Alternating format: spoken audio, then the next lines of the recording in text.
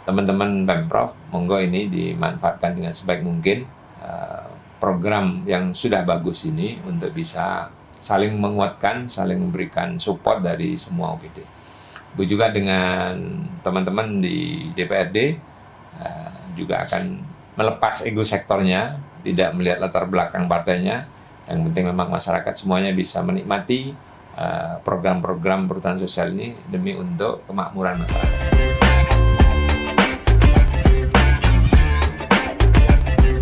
Halo Empower, selamat datang di podcast Suara Rakyat sama Fanhar sekarang. Dan ini temanya aku awalnya bingung sih, perhutanan sosial. Apa perhutanan sosial nih? Dan makanya langsung aja sama pakarnya nih yang paham perhutanan sosial. Sama Fanhar sudah ada Pak Kusnul Kuluk dari Komisi B DPRD Jawa Timur, Pak ya.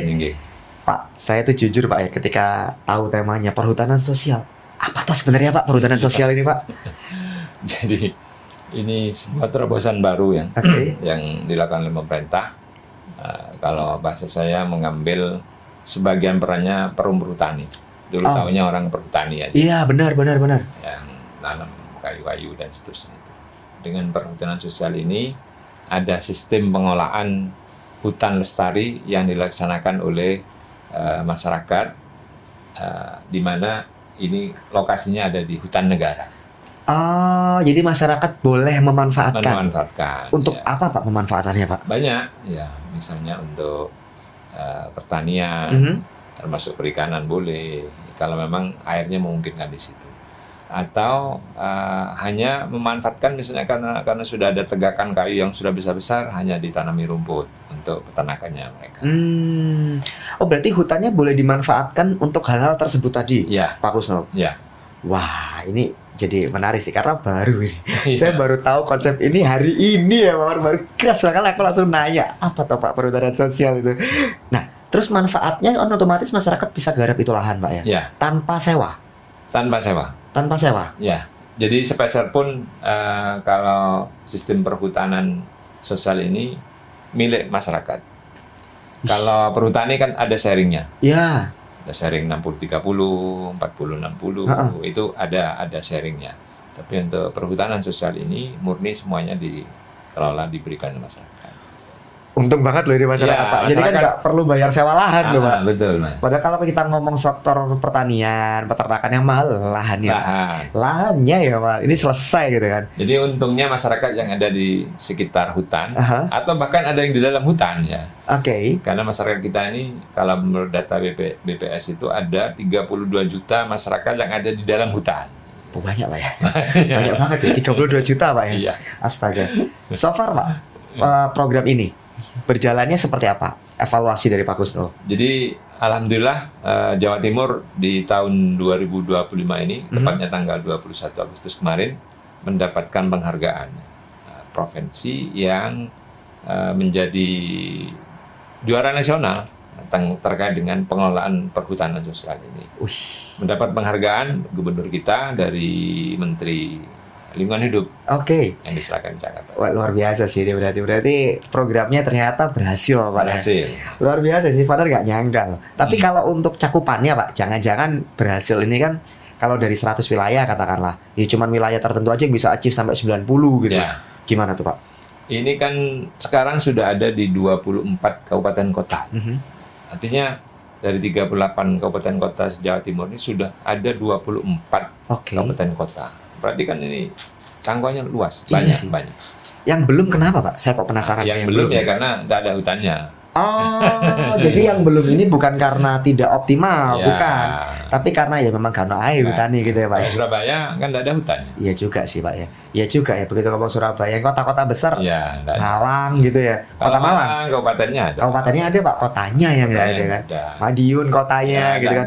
Oh ya masuk akal sih. Jadi adanya apa sekarang? Hutan kota ya? Hutan kota, taman hutan rakyat Pak, Tahura kalau di Surabaya itu singkatannya. Benar.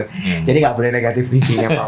Dari 38 kabupaten kota, 24 Pak ya. Sisanya itu ya nggak punya hutan. Nggak boleh negatif thinking.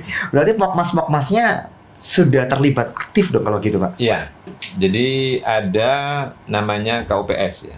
Kelompok Usaha Perhutanan Sosial. Itu memang resmi dapat surat legal formalnya dari pemerintah Mhm. untuk mengelola yang sesuai di daerahnya itu. Oh. Jadi kalau misalnya yang saya tahu ya, karena memang saya dari Lumajang itu, ada masyarakat memanfaatkan untuk tadi nanam rumput, dia pelihara sapi perah. Wih, ditaruh di dalam hutan, Pak. Ya, Wih, ini untungnya jadi gede, sewa lahannya aman, Pak. aman dari. Iya. Ya Berarti luar biasa. otomatis ekonomi lokal perputaran uangnya beres kalau kayak gitu, Pak ya. Beres. Tinggal kendalanya nih, Pak. Harusnya optimalisasinya menurut Pak Kusnu pripun nih, Pak? Ya jadi untuk yang saya tahu itu bukan hanya di sapi perah, ya. Ada juga pengembangan pisang yang ada di Kecamatan Senduro. Pisang, Pak. Pisang. Di dalam hutan, Pak. Di dalam Bisa hutan. tumbuh, Pak. Bisa. Ya, Wah. kan? Semangat loh ini, Pak. Juga yang ada kerjasama dengan perhutani ini Aha. dipakai tempat pariwisata. Loh, Dipakai pariwisata ya. Bumi perkemahan. Itu kan luar biasa. bener, kompak banget, Pak. Utuh Ya. banget loh. Jadi- Ketahanan pangan aman, gitu kan. Pariwisata beres, gitu kan.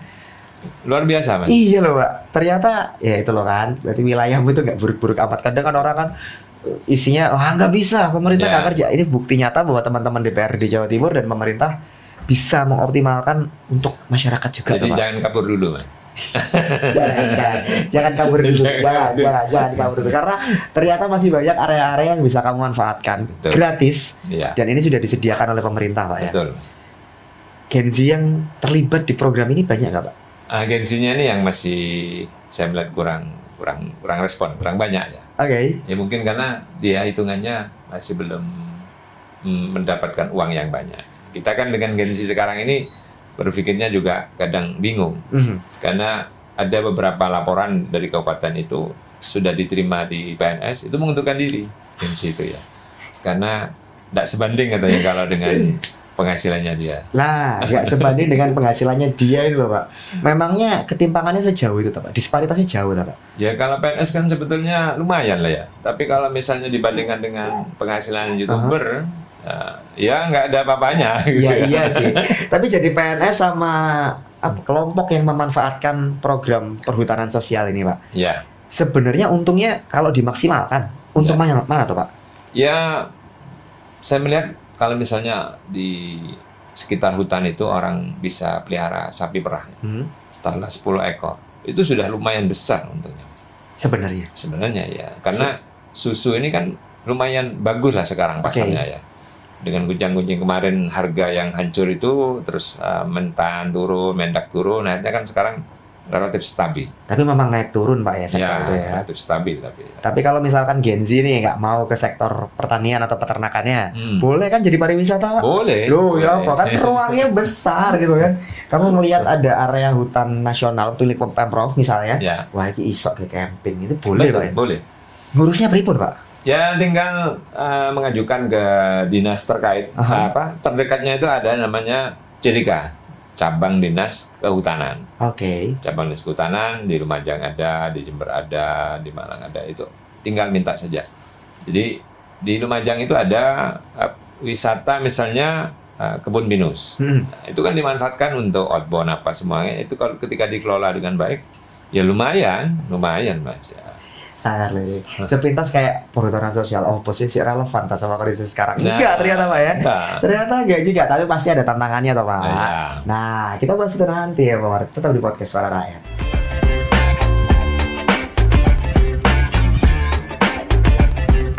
Lanjut lagi ya, Pak Mar. Masih di podcast Suara Rakyat sama Vanner dan Pak Kusno. Konsepnya bagus, Pak. Ya, Yang berhasil juga udah banyak. banyak. Tapi sebenarnya kalau kita bicara tantangan, pasti kan ada toh, Pak. Biar satu program itu udah bagus, Ya. tapi jadi lebih-lebih lagi. Apa memangnya, Pak? Ya pertama masyarakat ini nggak tahu ya, dia harus kemana untuk mengurus izinnya. Sehingga dia ngelola-ngelola, nah, ini kan juga bahaya ketika tidak diarahkan. Maka melalui podcast ini, kita juga mengharapkan ada kerjasama yang luar biasa dari kantor cabang dinas kehutanan terdekat di daerah itu. Kalau ada warga datang, boleh. Bahkan di luar kecamatan misalnya, dia tinggalnya jauh dari hutan ini, Aha. tetapi punya minat ke sana, boleh ngajukan. Oh, berarti bukan untuk wilayah sekitar aja. Bukan sekitarnya. Los, Pak ya. Ya, kalau misalnya di sekitar itu memang orang yang tidak respect dengan pariwisata ya. Iya, Ada orang iya, yang iya. di luar kecamatan ini peluang untuk pariwisata. Benar. Itu boleh. Supaya lahannya nggak sia-sia gitu kan, Pak. Itu boleh. Izinnya pripun, Pak? Biasanya soal perizinan ini kan dar-dar-dor. Wadidaw gitu kan kalau kata orang-orang kan. Perizinannya pripun, Pak? Transparan, Pak. Insya Allah izinnya tidak sulit ya. Oke. Jadi pengalaman kami di cabang dinas terdekat itu diberi kemudahan. Gampang gitu, Pak. Gampang. Nggak perlu khawatir tuh, Pak Power. Izinnya aman, bisa dibantu juga kan dikawal. Kemudahannya Dikawal. banyak gitu kan, Ya. Pak. Rebutan lahan, Pak. Kalau sudah perizinannya gampang, biasanya kan saingannya rebutan lahan. Wah, aku mau yang itu loh, aku juga. Nah, itu pripun itu, Pak. Sudah terjadi. Jadi, ya kalau perebutan lahan itu memang lumrah ya di mana-mana. Aha. Tapi kalau mengikuti arahan yang ada di sekitar itu, saya rasa masyarakat masih banyak pilihannya. Artinya kalau pendatang baru mau ingin yang dekat dengan jalan dan seterusnya itu ya harus ngalah lah. Iya toh, iya kan. Oh, aku milih sing gini, iki sing cecek dan itu tidak boleh. Bukan masalah senioritas, tapi Bukan. kan kalau kita mau bisnis itu kan siapa yang cepat dia yang Nah, dapat, gitu kan, Pak.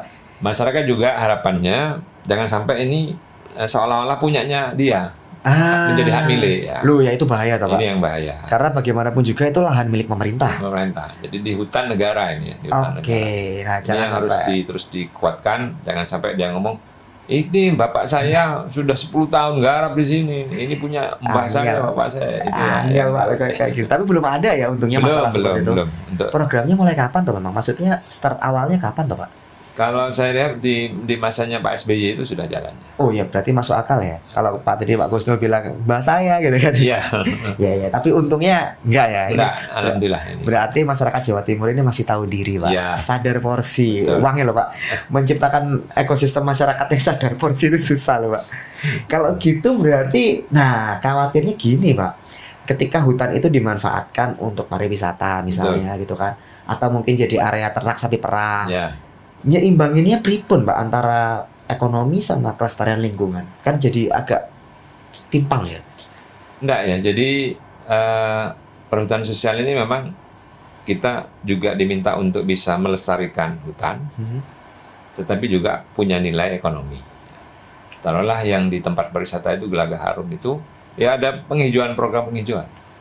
Gelagah Harum ini luar biasa ya, mungkin sudah sekitar 50 apa 60 hektar yang ada di Lumajang itu. Dan itu tempat pariwisata yang sudah banyak diminati masyarakat, baik di Jawa Timur maupun dari luar Jawa Timur. Karena memang program penghijauannya tetap jalan, nggak boleh semuanya digunting. Termasuk yang ditanami rumput-rumput itu, kalau misalnya ada tegakan di situ, nggak boleh diganggu. Oh, berarti memang ini berjalan seiring gitu, Pak ya? Gitu. Biar nggak crash gitu kali ya. Berhasil, Pak ya? Alhamdulillah, Tanpa ada masalah. nggak ada. Suwagar loh ya kan? Ya Allah, Provinsi Jawa Timur nggak semuanya jelek ya, Pak. Iya, iya. Ya kita nggak bisa tutup mata ketika ada yang bagus ya kita support, toh, Pak. Nah, betul. SDM tapi ini Pak Gusnul. Betul. Siap Pak SDM kita. Jadi kebetulan saya punya teman ini pernah mendapat penghargaan di masanya Pak awal-awal Pak SBY ini, penghargaan sebagai penyuluh terbaik nasional. Penyuluh terbaik nasional. Wow. Karena memang dia intent turun ke masyarakat, dia ada beberapa binaan, saya sebut misalnya di Desa Burno, itu luar biasa. Masyarakat di situ ya bisa nanam rumput, bisa nanam kapulaga, bisa nanam jahe dan seterusnya itu, sehingga kelompok ini anggotanya bisa kurang lebih 900 orang. Satu kelompok, Pak? Satu kelompok 900 orang? 900 orang. Wih, Dengan lapangan kerja, Pak. itu kan luar biasa. Iya, Pak. Ini sampai beliau mendapatkan penghargaan nasional karena memang masyarakatnya semua guyup untuk melestarikan hutan dan memberikan dampak ekonomi yang luar biasa terhadap 900 orang anggota. Jelas dari pengelolaan hutan nasional tadi Ya, ada 900 lapangan kerja. ya. Ini kalau ada 10 tempat aja, Pak, terus jadi 9.000 lapangan kerja. Betul. Semangat sih. Ini ternyata dampaknya kemana-mana perkara Betul. perhutanan sosial ini, Pak ya. Tapi apa nggak jadi rawan kebakaran hutan, ngapunten? Ketika hutan itu ada manusia masuk beraktivitas di sana, ya siapa tahu ngapunten ada yang merokok, ada yang buang sampah. Jadi kayak kebakaran hutan kan riskan. Malah Pak. yang terjadi sekarang nggak ada ya. Jadi yang dikelola oleh masyarakat melalui kelompok perhutanan sosial ini bagus semuanya. Yang sering terjadi itu ketika hutan ini dibiarkan begitu saja. ya, dan tidak dikelola. Terus kemarin yang terjadi di Bromo itu karena memang ya orang-orang iseng kadang ya ngerokok dilempar. Ya. Itu dia loh. Bukan dari sisi pengelolaannya. Oh gitu, malah aman Pak ya? Aman. Karena mungkin mereka menjaga Pak ya, Iya. merasa terlibat, Betul. punya ya aku harus punya tanggung jawab nih jaga sini gitu kan. Oke. Itu ada klasifikasinya nggak sih Pak? Maksudnya siapa yang boleh untuk mengelola hutan nasional itu? Nggak ada. Jadi masyarakat yang ada di dalam hutan boleh, di sekitar hutan boleh, Aha. terus mau kayak apa itu boleh, bebas. Bawa proposal dulu, maksudnya proposal ini, Pak aku mau bisnis ini Pak gitu. Ya. Nanti akan diuji dulu kah atau Iya. apapun? Jadi contoh misalnya saya pernah minta ke kantor cabang dinas itu, Pak saya mau tanam rame. Rame ini sebagai bahan untuk karung, bahkan yang terbaik itu sebagai bahan kapas. Karena masyarakat di Eropa dan negara-negara maju itu sudah mulai menghilangkan baju yang dari sintetis. Jadi dia akan kembali kepada pola dulu. Cotton gitu Pak, kapas gitu ya. Kapas itu. Saya butuh yang ketinggian 600 mdl yang ada air. Ya dia tunjukkan. Ini yang masih kosong, ini yang masih kosong. Ada pelatihannya nggak sih Pak untuk kayak gitu-gitu tuh? Maksudnya kan bisa jadi orang pengen, cuman nggak ngerti Pak. Apa ya manfaatnya apa ya hutan ini? Ya. Ada pelatihan nggak dari dinas kehutanan Pak? Dari dinas, alhamdulillah sudah mulai ada ya Aha. untuk memberikan penyuluhan, memberikan pelatihan kepada masyarakat yang sekitar itu agar masyarakat bisa meniru. Di Lumajang itu yang ada KWPSI sampai tingkat internasional ya, karena sudah mulai bisa ekspor ya talas ya. Talas Pak. Talas itu yang diekspor oleh kelompok masyarakat di situ. Wih. Jadi terbukti bisa kok ya, bisa Iya. menghidupi paling nggak satu desa aja. Iya. Kalau dimanfaatkan dengan baik bisa. Ketika pelatihannya sudah dikasih Pak, SDM-nya juga sudah beres. Pendanaan bisa kredit murah nggak Pak? Ini kan penting. Ini kan penting ya kan. Bisnis itu kalau kita bicara soal teknologinya bisa dikasih pelatihan, gitu. Iya. Mempersiapkan SDM bisa dilatih juga. Permodalan Pak. Iya. Nah, itu loh Pak. Permodalan ini yang memang perlu perhatian lebih ya dari pemerintah kita. Sekarang pemerintah misalnya KUR, tapi pemerintah kehutanan perhutanan sosial tidak bisa mengakses KUR ini. Nggak bisa. Tidak bisa karena Loh, memang kok eman, KUR Pak? ini ada klasifikasi ya, yang Ah. harus bisa ngambil KUR. Misalnya petani tebu itu baru bisa. Ya. Oke. Ini kan masih belum merambah. Harapannya dengan program-program terbaru dari Ibu Khofifah ini nanti bisa masuk ke ranah-ranah ini. Pak aslinya Pak, kalau bisa KUR kan menarik gitu kan. Iya. Karena ya bisa jadi yang mau pakai perhutanan nasional ini bukan dari kelompok yang sudah punya modal duluan. Iya. Kan enggak semua tuh Pak. Pariwisata, oh ya aku punya modal 3M katakan, Iya. enggak semua ya Pak. Sudah pernah didorong belum Pak di rapat-rapat? Ini kita coba ya, kita coba dorong. Mungkin nanti juga bisa kerjasama dengan Koperasi Desa Merah Putih ya, untuk permodalan masyarakat ini karena memang masyarakat ini butuh support. Tapi kalau misalnya dia nggak dapat permodalan, masyarakat ini akan tetap survive kalau menurut saya. Benar. Bisa dia. Oh bisa. Bisa. Loh.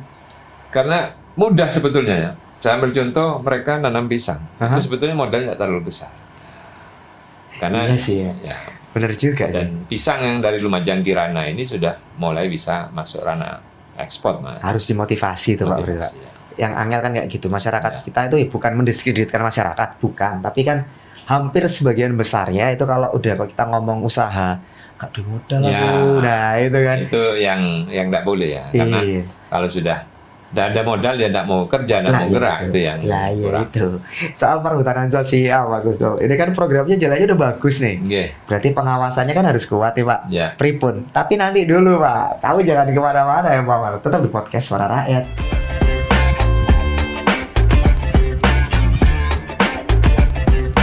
Lanjut lagi ya Mawar, masih di podcast Suara Rakyat sama Fanhar dan Pak Kusnul. Dan kita masih bahas soal perhutanan sosial. Program yang sudah bagus Pak Kusnul. Ya. Dari cerita panjenengan saya apresiasi lah. Ya. 2 jempol 4 kalau bisa tak kasih Pak. Karena ternyata bagus, nggak perlu sewa lahan. Ya. Seoke itu. Nah PR-nya ini kan tinggal pengawasannya Pak. Karena eman kalau program ini sudah bagus, dia nggak diawasi dengan ketat, turun grafisnya Pak. Betul. Nah ini pripun nih teman-teman DPRD ini Pak. Jadi kita ini ingin memberikan pemahaman kepada masyarakat terkait dengan pola pikir. Ya. Jadi masyarakat ini kadang orientasinya hanya berdasarkan kebutuhan, bukan berdasarkan kepada pasar. Jadi kalau dia hanya butuhnya ngerumput, ya harus ngerumput aja. Padahal di bawah itu sebetulnya kalau misalnya sekarang ke Pulau Go itu mahal. Oke. Kalau misalnya dia mau tanam talas untuk ekspor bisa. Mau tanam jahe misalnya itu banyak pasar yang butuh. Maka ini sebuah tantangan untuk masyarakat di sekitar hutan bisa kerjasama dengan penyuluh-penyuluh kehutanan untuk melihat pangsa pasar dulu. Jadi jangan aku terbiasa pakai ini nanam ini. Jangan, kalau menurut saya lihat pasarnya butuhnya berapa pasar ini. Saya rasa para penyuluh kita ini sudah memiliki orientasi pasar yang bagus. Berarti ini sebenarnya kebutuhannya kalau menurut Wanar bukan cuma penyuluh yang bagus sih Pak, Bukan. motivator Pak. Motivator. Iya, karena ngubah mindset masyarakat itu nggak gampang loh. Berat. Iya, karena kan itu sudah bertahun-tahun kayak ya itu sama kayak orang bakulan. Nah, aku dodol gini payu mas, aku tak online no, kan gitu kan. Tantangannya di situ. So far upaya pemerintah untuk menanggulangi masalah itu pripun Pak? Ya, pertama dengan memperbanyak ritme penyuluhan ini. Jadi penyuluh-penyuluh yang ada itu kita tambah dengan kegiatan-kegiatan, misalnya dengan kedewanan juga. Kebetulan ada acara di kita ini Solo Semiran. Saya ngambil beberapa segmen untuk memberikan arahan terkait dengan peluang-peluang di masyarakat sekitar hutan itu. Wah, berarti teman-teman DPRD bantu teman-teman Pemprov nih juga Pak? Iya, karena harus bersinergi. Iya itu dia, kalau Pemprovnya dibiarin sendiri gak mari Pak. Karena susah Pak, baik lagi mindset ini kan kalau mau muter-muter itu kan ya mereka kan biasanya kesulitan terhadap turunnya SDM-nya terbatas, terus uang transportasinya juga terbatas. betul. Alhamdulillah kita ada program yang bisa langsung menyentuh masyarakat di luar reses ya. Itu saya rasa sudah lumayan bagus untuk bisa merangkul, memberikan pemahaman karena memang waktunya cukup panjang untuk ketemu masyarakat. Jadi kalau teman-teman Pemprov sendiri akan susah karena waktunya kan terbatas. Kalau dibantu teman-teman Dewan beres Pak. Beres. Karena juga ya, intensitas ketemu warga masyarakat ini pasti lebih sering kok ya Pak. Ya. Anggaran Pak, aman nggak untuk program ini Pak? Anggarannya untuk ini ya memang perlu ditambah nanti ya. Untuk masyarakat biar lebih banyak tahu, masyarakat lebih banyak paham, sehingga memang mereka mau ngikuti apa yang kita mau. Ketika anggaran ditambah Pak dengan kondisi efisiensi, dengan kondisi ada option pajak banyak gitu loh Pak. Ya. Dari mana Pak alokasinya? Ada proyeksi untuk geser-geser anggarannya atau gimana Pak? Ya, sebagaimana disampaikan Pak Presiden itu ya harus bisa ya. Artinya hal yang prioritas, seremonial dan seterusnya itu ya dikurangi kan. Oke. Jadi bahasa teman-teman di Komisi B itu anggaran tepuk-tepuk itu dikurangi. Anggaran tepuk-tepuk, iya saya kan kalau seremonial, ya silakan tepuk tangan gitu kan. Iya. Itu mungkin kalau begitu Pak. Mungkin. Ada surplus anggaran yang bisa dimanfaatkan untuk perhutanan sosial ini. Berarti kalau dari sisi anggaran aman, tinggal kolaborasinya sih Pak. Wis nggak usah jauh-jauh antara pemerintah dengan swasta dulu lah. Ya. Fajar tadi itu kepikiran ini kan punyanya dinas perhutanan toh Pak. Kehutanan ya. Kehutanan. Ketika dinas kehutanan disinkronkan sama dinas pariwisata, dinas pertanian, dinas peternakan, ini kan masing-masing punya database toh Pak. Ya. Ketika database ini taruh tengah digarap bareng, apik loh Pak. Bagus. Sudah kejadian jangan-jangan ini belum? Jadi yang saya lihat di Tulungagung, Mas. Jadi Tulungagung itu dia kerjasama dengan Astra. Jadi ada 2.000 hektar yang dikerjasamakan dengan PT Astra. Wow. Nah, jadi ada 2.000 hektar di wilayah Tulungagung Trenggalek itu kerjasama dengan Astra. Masyarakat di sekitar itu mau tanam apa? Jadi kalau misalnya masyarakat mau mengembangkan yang ada di situ itu apukat misalnya, itu luar biasa banyak sekali. Ada 50 hektar itu khusus untuk pisang, Cavendish. Cavendish Pak? Cavendish. Di hutan? Di hutan. Ya. Tumbuh panen Pak? Ya bisa kan. Sewakan sih Cavendish loh. Saya nggak nyangka Pak, saya kira pisang-pisang ya, pisang kepok, pisang biasa. Enggak, Cavendish Pak. Cavendish ya. Jadi kalau ini semuanya bisa digerakkan kerjasama semacam itu, saya rasa Indonesia ini bisa ekspor ke Timur Tengah ya, pisang. Karena saya beberapa kali datang ke Mekah itu, ternyata pisangnya dari Manila. Alah. Padahal jamaah kita itu terbesar ya. Iya. Umroh haji itu terbesar ya. Tetapi karena saya tanya ke teman-teman di sana, pemerintah Indonesia ini tidak bisa rutin menyiapkan kebutuhan mereka. Aduh. Sementara di Filipina itu bisa rutin gitu ya. Pisangnya bisa Ambon itu, Mas. Emang ya. Iya, karena kan kita juga berkontribusi ke Arab Saudi juga besar. Ya harusnya ekspornya kita ya, lah, kita, gitu kan. Ya, jangan lempar yang lain lah. Minimal bisa kita ngambil. Wih, ini PR-nya gede banget loh, Pak. Karena besar. ternyata ruang untuk eksplorasinya masih gede. Tapi khawatirnya ketika swasta masuk, tadi kan ada PT Astra kan, Pak ya? Ya. Salah satu contohnya. Akhirnya peran masyarakatnya berkurang, Pak. Enggak, masyarakat dimanfaatkan. Jadi masyarakat sekitar tetap yang ngelola. Tidak tahu nanti sharingnya berapa. Kemarin saya tidak sempat tanya. Tapi masyarakat senang dengan model ini. Karena mereka nggak perlu mikir modal gitu kan, Pak ya. Sharing profit sih sebenarnya, Sharing profit ya dengan masyarakat sekitar, bukan dengan dinasnya ya, dinas kehutanannya. Jadi swasta dengan masyarakat langsung. Ya. Kalau sharing profit sih Vaner setuju sih, Pak, karena jatuhnya kan nggak ada tengkulak. Ya. Iya kan, kalau beda cerita kalau pihak swasta ini tak tuku ya. Nah ini repot kalau kayak gini, Pak. Ini kalau digodok lebih matang nggak mau diperdakan tuh, Pak. Ini menarik loh, Pak, sebenarnya, Pak. Ya, insya Allah nanti kita coba ya beberapa daerah yang jalan seperti ini kita coba perdakan juga biar punya kekuatan hukum yang bagus ya. Dan hutan-hutan yang ada sekitar kita ini kan bisa dipilah ya. Jadi misalnya yang cocok durian itu ya durian. Yang memang sangat cocok apukat ya apukat. Itu saya rasa bisa. Di Jawa Timur ini saya rasa bisa ketika ada kerjasama dengan Kehutanan dan DPR ini ada yang sama terkait dengan pengelolaan hutan ini. Insya Allah ke depan bisa lebih baik. Visinya harus sama dulu, Pak. Ya. Kalau visinya masih beda-beda ya susah, harus berjalan seiring karena database-nya itu kan pasti punya sendiri-sendiri. Betul.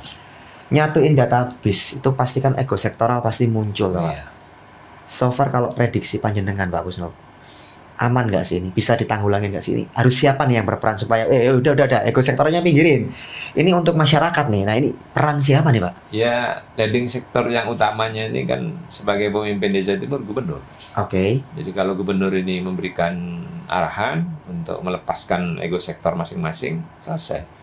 Saya ambil contoh misalnya di masanya Aswar Anas di Banyuwangi yang dulunya dikenal dengan kota santet.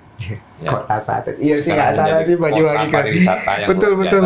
Karena kepemimpinan seorang bupati Aswar Anas, semua dinas harus bekerja sama untuk memajukan sektor pariwisata. Harus dipaksa.